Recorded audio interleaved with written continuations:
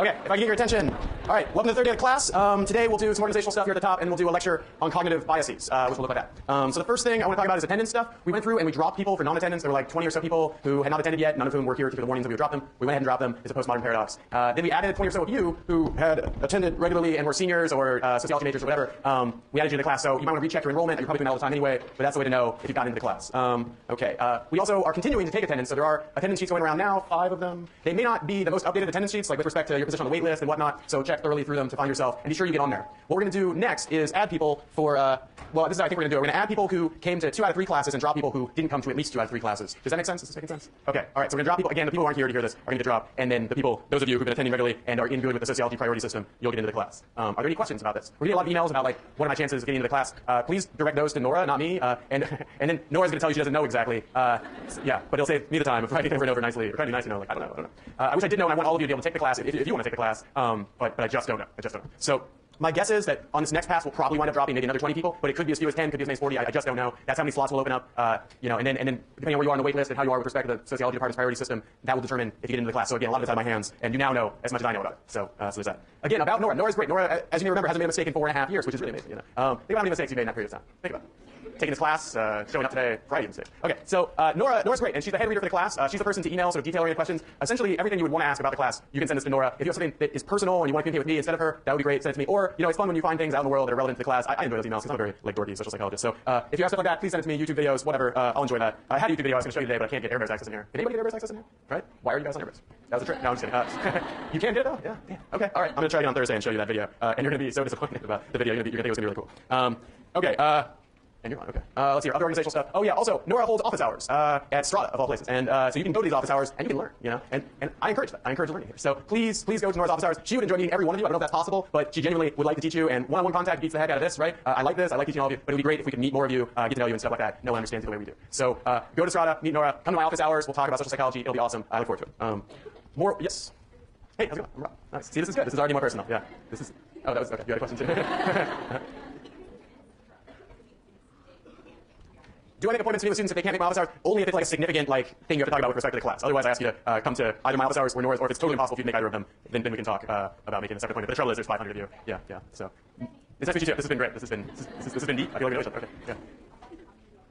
The class is webcast, which I find very embarrassing. I had no idea that it would look like that, and so please go ahead and watch the webcast. I'm totally self-conscious. Yes, it is webcast, and it'll probably continue to be webcast. I'm already getting, apparently people even outside the university have access to it, and I'm already getting emails from people critiquing the lectures. Yeah, so that's fun. So thank God I decided to webcast this class. Okay, man. Hey, I'm Rob. They're on the syllabus. I don't remember. She put them on 2 different days to kind of maximize your ability to make it. Isn't that right? Yeah. What? Yeah. They're Monday from 12 to 1, Thursday from 12:40 to 1:40 right after class, and also 5 minutes. Okay.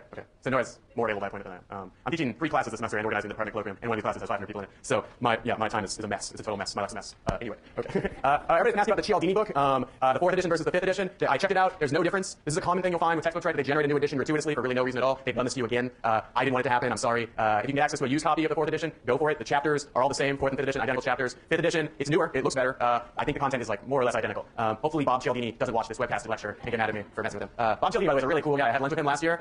This guy, he is his book. It's really weird. That book is really fun to read, and the ideas kind of leap off the page. That guy's eyes light up as soon as he starts telling you about a study, and it's like you're in the book. It's really cool. I had a couple glasses of wine with him, and his eyes would light up more and more. He's really cool. He also has ethical concerns about the book too. He's really he has a new book out about influence called Yes, which I'm not plugging here. I'm just telling you it exists. I think Influence is a better book, so I think you're reading the best book. Otherwise I would have signed the new book. But he was describing Yes. He's these are ways you can get people to say yes to your arguments, and then he went off for 10 minutes on how he was really careful to make it ethical and stuff like that. So he's a good guy, Bob Cialdini. So I hope you enjoy this reading because I think it's most people's favorite social psych book for the people who take the class. All right. Any other organizational type questions? Okay, introductions, no, we're good. Okay, the syllabus has been changed. I warned you I would add some readings to the syllabus. I've done that, and a sort of clever bait and switch, give you a syllabus that's lean on readings, get you to register for the class, then beef up the readings, So by this time you haven't attended some class at the same time, so you're locked in, you have no choice. This is how hell works, I understand. So, but in all sincerity, I added some readings. They're really good readings. A few more article readings, no more books. You don't have to spend any more money. So what you might want to do is take the existing syllabus and just tear it up and get a new one, because the readings anyway are inaccurate. The schedule of the lectures, that's still accurate. Okay, so one thing I like to do before every class, when we have time, we won't always have time, is at least briefly review the last lecture. In the last lecture, I tried to fit a lot of material into a short period of time because we're on a schedule here, and anyway, I was talking really fast, as you probably noticed, so I'm going to briefly review the last couple lectures. Okay, so the first lecture, we had kind of two mini lectures in one last Thursday, right? One on experiments, and then the other on self-serving biases. So the experimental lecture, what we do, we reviewed variables, basic definitions of key experimental terms. Yeah, these reviews are often me just pressing the spacebar really fast and annoying you. So I don't know. Yeah, okay. So we talked about two different definitions of experiments, and we defined experiments in terms of independent and dependent variables. And experiments are basically these studies you create where you manipulate an independent variable to see what its effect is on some dependent variable. And what's the kind of classic example of an experiment, the one that people are going to be most familiar with? Right, the placebo, the medical experiment model where people, yeah, nobody really said this, I'm just pretending like everybody said it. The medical experiment model where they test the medicine and they test the medicine versus some placebo. Why do they do that? They do it because they want to control for everything except the medicine so they can see the medicine's effect. So everything else is controlled. The nurses or whoever's administering the medicine doesn't know if they're administering the medicine or the placebo. In both cases, the patients take a pill, and the only thing that's different is that the placebo has sugar or something else innocuous inside of it, whereas the medicine has like medicine inside of it. And then what's another critical feature of experiments that we talked about and that I spent well embarrassing amount of time making this figure for was random assignment. And we use random assignment to control for more factors that we would be worried would vary in the experiment. We want to keep them constant across the two conditions of the study. So we randomly assign people to be in the treatment or the control condition, or the experimental or the control condition, whatever you want to call it, the two conditions of the study. Why do we do this? Because on average, if you do random assignment, all the little individual differences between people that might really matter, like gender or extroversion or depression or what have you, will get equalized between the two conditions. Okay. And the nice one I say about random assignments, you don't even have to know all the variables that might vary, that might affect your dependent variable. You don't have to know them. You just randomize them away, and you don't even have to know. But for random assignment to work as well as possible, it helps for it to be a very large N study. What do we mean by a large N study? A study with a lot of participants. That's why medical experiments, where they're really serious, they're trying to figure out, is this pill really going to help people with diabetes? And they need, to get approval from the government in order to sell it. They run really, really large N studies. Okay. Then we talked about baking sodas with volcanoes. I told you a story about my father going bananas. And he did, man. He really did. We talked about some biases in the experimental method, or the things you have to watch out for as you design experiments. And we also talked about some advantages. We showed you this picture of an experimenter, a picture of a baby panda, and I don't know why I did that. I just showed you like a baby panda. And that was it. Okay. So you need to know all that stuff. Then the next mini lecture that we went through on Thursday was on self-serving biases. And we were sort of jumping forward a little bit because this is kind of a tight, smaller lecture, and I wanted to be able to get one in there.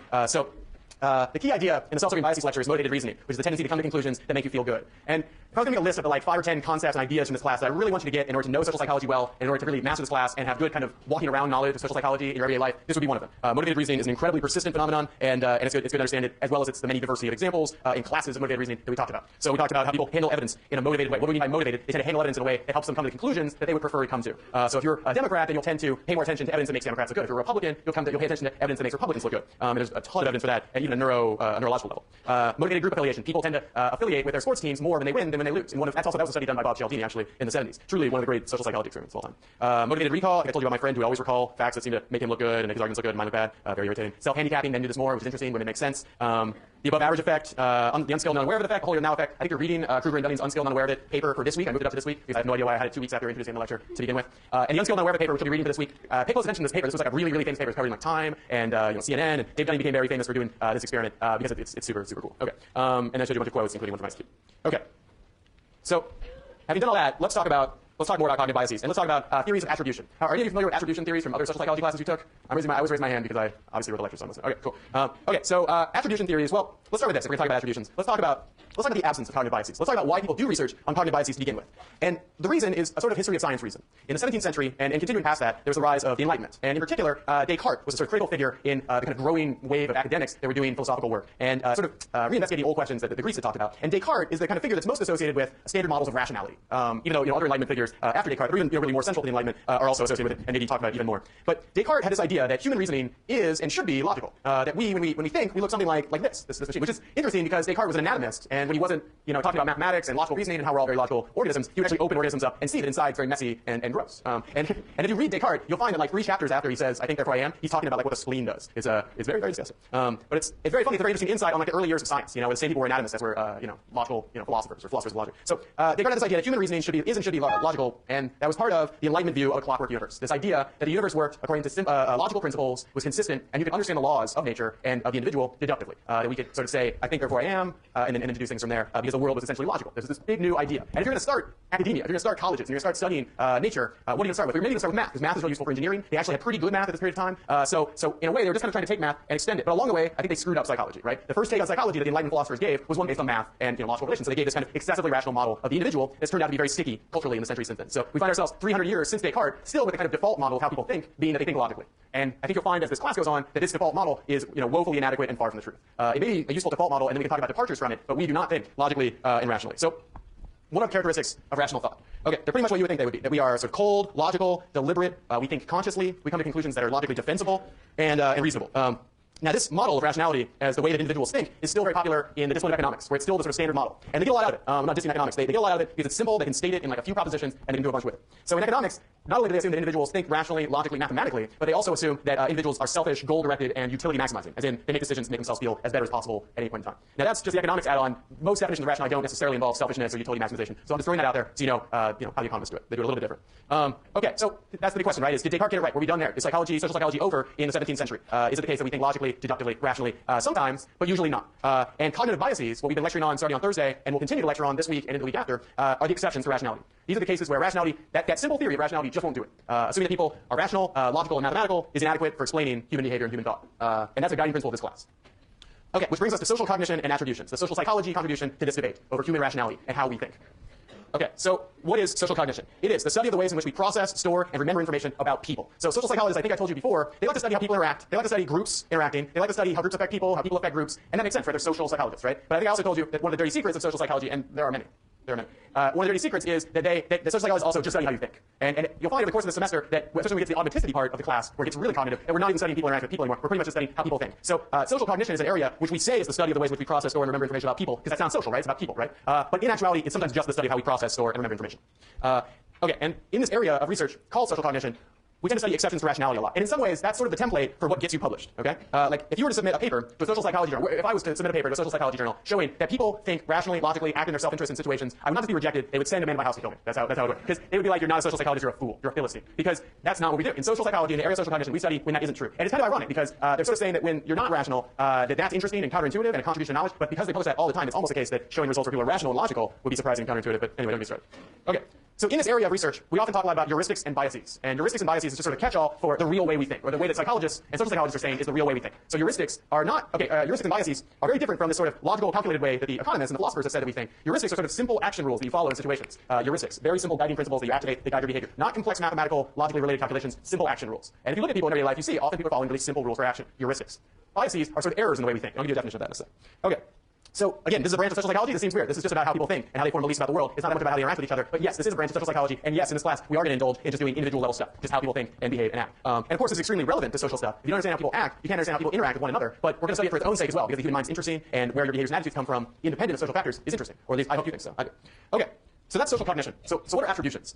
Attributions are the processes through which an observer infers the causes of others' behaviors. And who are these observers? Who are these causes? What are these behaviors? We're all observers all the time, observing other people's behaviors and trying to infer the causes of those behaviors, be they psychological or social causes. Okay, so at this point, it's useful to talk a little bit about this guy, Fritz Heider, who you'll find I love this guy. It's ridiculous how much I like this guy. Okay, so Fritz Heider lived from 1896 to 1988. He was a psychologist at the University of Kansas, and actually my father was a sociologist. When not going bananas on people who made baking soda volcanoes, my father's day job was as a sociologist, same as mine, and he was at the University of Kansas for many years, and Fritz was a sort of mentor to him, and a kind of like grandfather character to me. So there's going to be this ludicrous overrepresentation of Fritz Heider in this class, completely unjustified. No, in actuality, Fritz Heider is considered one of the founding fathers of psychological social psychology because he founded two areas that we're going to review in the next couple weeks, attributions and also balance theory. And we're talking about balance theory, I think, on Tuesday. Yes. So from today, we'll be revisiting Fritz Heider. I have a funny personal story. My dad got a different job. This is really self-indulgent. I hope you don't mind. My dad got a different job at the University of South Carolina when I was like 10, and so I moved to South Carolina. And there, I went to school with Fritz Heider's grandchildren, which is really weird. And so I became really close friends with his grandchildren. Total coincidence. I decided to tell you that. So, and they're still around. They're really cool people. Yeah, they're not social psychologists. That's not relevant. Okay. So Fritz Heider came out of European social psychology during this period in the 20s and 30s when they were getting really into this thing called Gestalt psychology. Now, we don't really have time for Gestalt psychology, but it's this kind of philosophical school of psychology that is based on this idea that the constituent elements of the brain come together to make something bigger than the sum of the parts. That the mind and consciousness and thinking are emergent properties of the mind. And, that's pretty much an undebatable idea, since if you were to open up a brain, you would see a bunch of, bunch of really gross stuff, right? You wouldn't see thoughts and consciousness or anything like that. So they were hip to this idea, and they talked about it a lot. They were very philosophical, and I encourage you to go check out Gestalt psychology. We don't have time for it here. But suffice to say, it was a German movement. It was big in the area of Europe that Fritz Heider was in before he came to America fleeing the Nazis. And they studied the kind of basic rules and principles of perception. And that was something that when social psychologists went to found the area of social psychology, that was their approach. They were like, we're going to study the basic principles and rules of how people perceive other people. And I mean, they made it really, really simple, which is I think cool. And they just built the whole field from the ground up, from the constituent elements. So when Fritz Heider went to try to answer this question of how is it that we look at other people's behaviors and infer the causes of those behaviors, how do we make attributions of causality in our social world? When you want to go answer this question, he made this very simple simulation. And I would show you that simulation if my airbags worked. So instead, I'm going to show it to you on Thursday. In the meantime, you can look it up on YouTube if you like. Just look up Heider Zimmel.